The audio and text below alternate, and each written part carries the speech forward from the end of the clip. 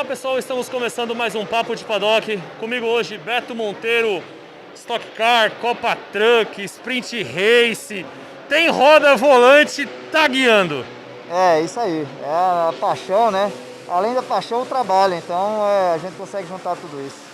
Agora me fala uma coisa, quando a paixão resolveu se tornar trabalho? Quando que isso aconteceu? Cara, foi um processo muito natural, né? Eu sempre fiz as coisas não focado em ganhar dinheiro, focado em fazer porque eu gostava. E aí, por gravidade, as coisas foram acontecendo e acabou você se tornando um profissional. Mas eu sempre mantenho muito foco em fazer o que eu gosto. E aí as coisas profissionalmente acontecem. Legal.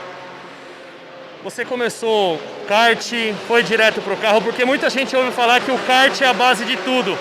Mas hoje nós temos pilotos que começaram ou direto no carro ou nos simuladores no videogame.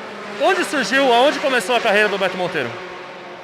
Surgiu do meu avô, do meu pai, né? Eu sempre, desde que eu me entendo de gente, eu tô dentro de autódromo. Mas eu comecei a carreira correndo de kart.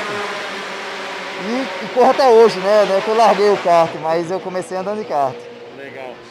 Falou família. O que a família representa? Tudo, né? A base de tudo.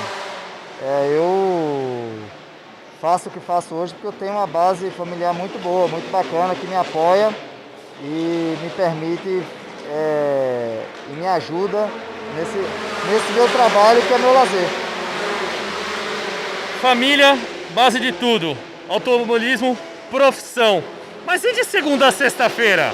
Porque muita gente acha que o automobilismo é só de sábado e domingo. Como é que é a rotina do Beto? Alimentação, treino, coaching, palestra, ou tem um lado profissional do horário administrativo? Não, não tem essa rotina do horário administrativo. Esse ano, principalmente, foi um ano muito dinâmico, né? Porque a pandemia parou uma parte do ano e depois voltou tudo muito comprimido. Então você pega que eu fui de agosto para cá, a gente está quase em dezembro, eu fui 6, 7 vezes para os Estados Unidos. Fora as provas da Truck, fora as provas da HB20 junto com a Stock Car, fora os treinos que eu fiz de Stock Car, treinos em outras categorias. Então realmente foi bem restrito, junto com as ações com os patrocinadores, palestras, reuniões, enfim. Então esse ano realmente foi muito dinâmico. Meu dia a dia é muito focado nas coisas que eu tenho para fazer em competição. E o treino físico esse ano, que sempre foi rotineiro na minha vida, esse ano realmente foi o ano que deixou um pouco a desejar por conta dessa agenda que ficou um pouco louca. Assim. Realmente a quarentena mudou tudo isso. Mas você, além de como profissional, mas também como ser humano, acredita que as medidas que foram tomadas até agora estão de acordo, estão sendo feitas visando realmente a saúde de todos? Olha, eu acho que sim, eu acho que que a gente teve um problema de uma politização muito grande com essa doença. Então é difícil você analisar até que ponto é o certo, até que ponto foi um exagero. Eu acho que as coisas foram feitas, eu quero acreditar que de forma positiva para todo mundo ter menos problema possível. E vem essa nova onda aí que a gente não sabe o que vai ser, mas é difícil, como eu falei, tem muita politização no meio, então você não sabe em que pé a gente está na realidade. O problema existe. Agora, qual o tamanho dele, eu, por exemplo, não consegui analisar ainda. Você falou Copa Truck, falou Stock Car, falou Copa HB20, falou kart. Mas eu quero voltar um pouco mais na mente. O carro, o caminhão inesquecível que você já guiou, você fala, esse eu tenho vontade de guiar novamente. Olha, o caminhão, esse que eu tenho guiado, é sensacional. Todas as vezes que eu entre uma corrida e outra, eu fico louco para voltar para guiar ele. Carro, cara, eu guiei tanto carro bacana que é difícil você falar, mas acho que os protótipos lá americanos, o grandão, o LMP2, são carros muito bacanas de guiar, são carros que sempre dá aquele gosto, puta, eu quero mais, entendeu? Uma corrida memorável do Beto Monteiro, aquela que você senta e assiste quantas vezes forem preciso. Cara, eu tenho um orgulho muito grande das corridas que eu fiz, até as que eu não fui bem. Tem várias corridas que eu poderia citar. É, a vitória em Caruaru, na minha casa, que parecia que você estava num GP Brasil sendo o único brasileiro a vencer uma prova no Brasil. Eu estava lá na minha terra vencendo corrida, com 50 mil pessoas assistindo. É uma corrida aqui em Interlagos, onde eu venci, faltando 2 curvas. Bem sofrido, talvez a parte final foi emocionante, mas para mim foi muito sofrido até ganhar a corrida. Então, a vitória no primeiro título, o último título aqui em Interlagos, então tenho algumas provas assim bem memoráveis para mim, assim, pessoalmente. Mas se você pudesse apagar um momento da sua carreira, um acidente, uma discussão, uma tomada que você poderia apagar e fez diferente, tem algum momento que você fala, não, eu conseguiria fazer isso diferente, eu poderia tirar isso da minha carreira? Cara, não, acho que tudo que eu fiz e tenho feito é sempre muito tentando acertar, e os erros que aconteceram foi tentando acertar. Então, os erros eu não queria apagar porque os erros me ensinaram, né? Então, eu não tenho esse momento. Eu tenho momentos que eu tenho vontade de voltar para fazer diferente, porque com mais experiência, tudo faz as corridas de NASCAR. Legal. Nos Estados Unidos. Uma bagagem de muito ensinamento, e eu talvez usei poucos ensinamentos assim mais para frente. Talvez eu gostaria de voltar lá e pôr mais em prática tudo que eu aprendi. Muito bom. Automobilismo norte-americano, você já falou de protótipo, você falou agora de NASCAR. Como que você consegue fazer um paralelo entre os americanos e os brasileiros? Porque a gente sabe que lá eles dão muito mais valor e muito mais dedicação ao trabalho do piloto lá do que aqui. Ou é só uma impressão que a gente tem aqui no Brasil?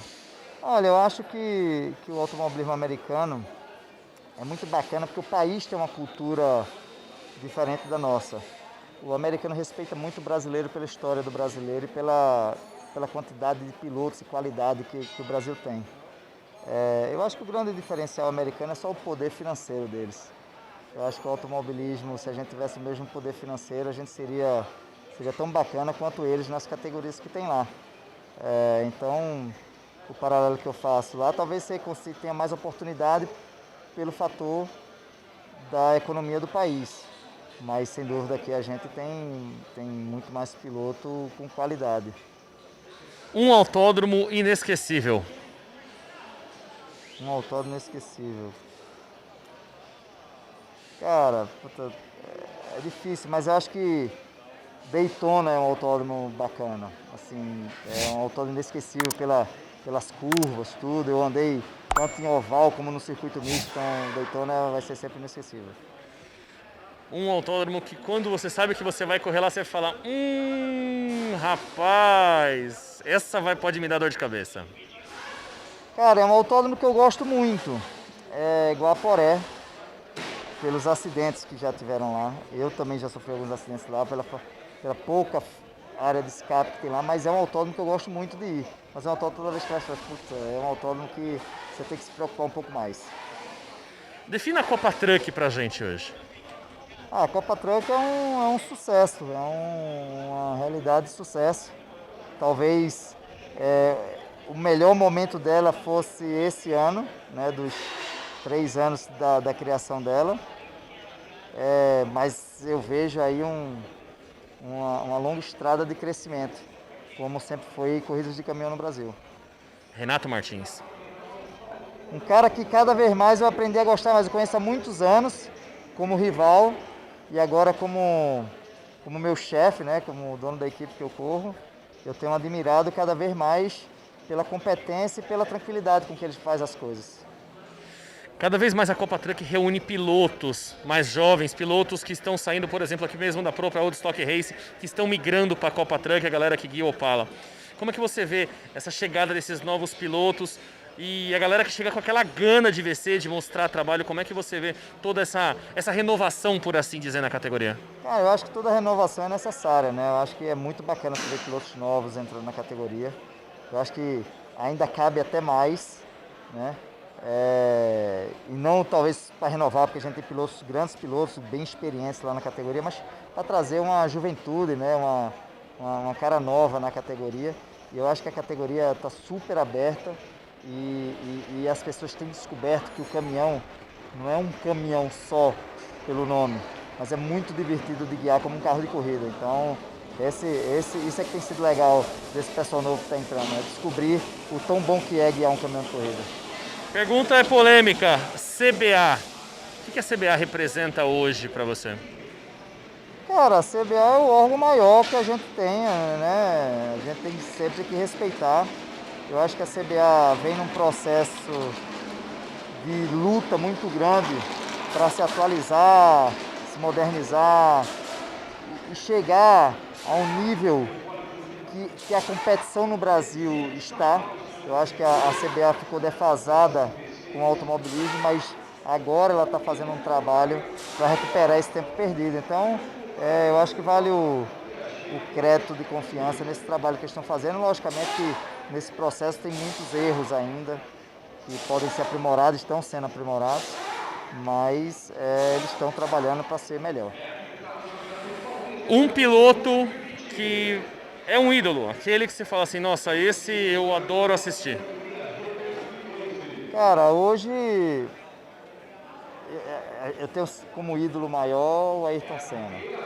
Mas hoje, na atualidade, eu não posso deixar de falar do Lewis Hamilton, de ter visto tudo que ele fez nesses anos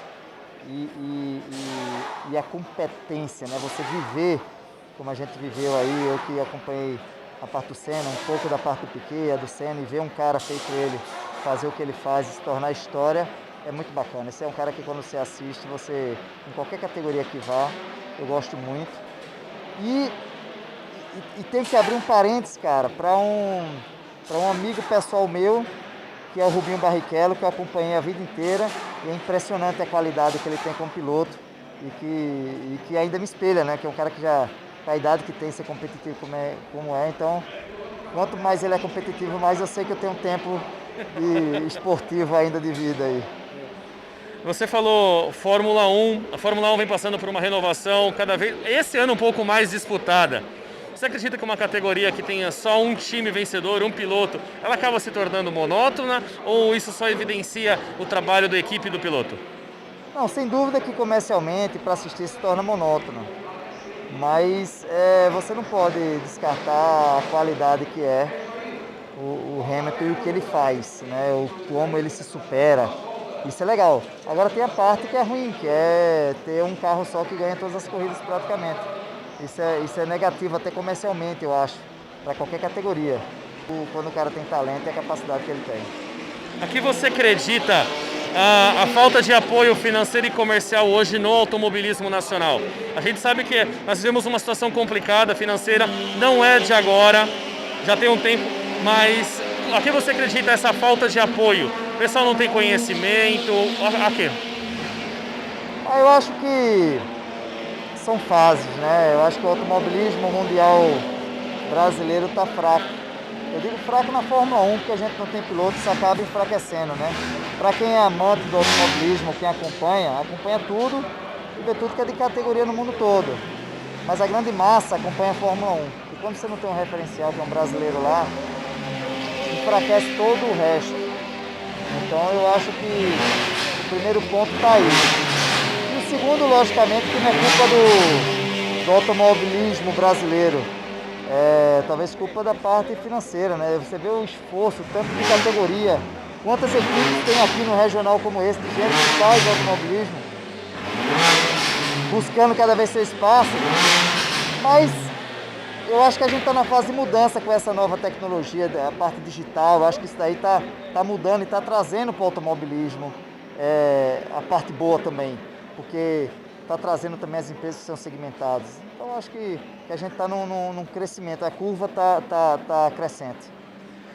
O que o Beto Monteiro espera da vida dele daqui a 10 anos? Você falou em carreira, você mirou o Rubens Barrichello, a todo o trabalho dele, a dedicação dele.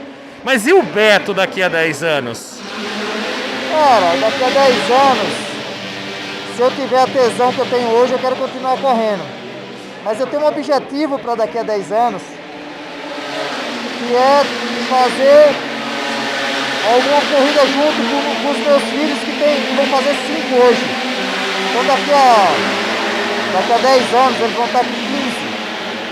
Então fazer umas 500 milhas de kart, fazer uma prova de kart ou qualquer prova de carro junto com eles vai ser meu objetivo. Então eu tenho uma meta aí de 10 anos ainda para ser competitivo.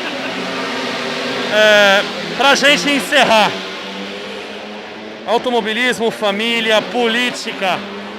Se o Beto hoje não fosse piloto, você já parou para imaginar na onde você estaria se você não vivesse hoje do automobilismo? Que hoje você é profissional e você vive disso. Aonde o Beto provavelmente poderia estar? Cara, é uma pergunta muito difícil para mim, porque eu nasci no meio de corrida. Eu nunca parti para fazer nada diferente que fosse corrida. Talvez vivendo com carro, porque isso é uma paixão desde criança, então contando que eu não fosse piloto, seria envolvido com carro de alguma forma. Beto, deixa pra gente a rede social aí, quem quer seguir você em alguma rede social, fala pra gente o endereço. No Instagram é Beto Monteiro 88 e Beto Monteiro nas outras redes sociais, Facebook, Twitter e tudo. E agradecer aí o espaço aí de vocês e o apoio que vocês dão ao automobilismo brasileiro. Pode fazer um jabá pro patrocinador, essa é a hora de falar dos caras. Não, legal, é importante agradecer ao Grupo Universal Auto System, que no meio de toda essa turbulência da pandemia a gente fechou uma parceria muito bacana, de muito sucesso. A Inospec, que está entrando agora no finalzinho do ano. A Volkswagen Caminhões, que é a base de tudo. Então, esse daí é que tem nos feito ter o resultado que tem esse ano. Maravilha. Beto, muito obrigado.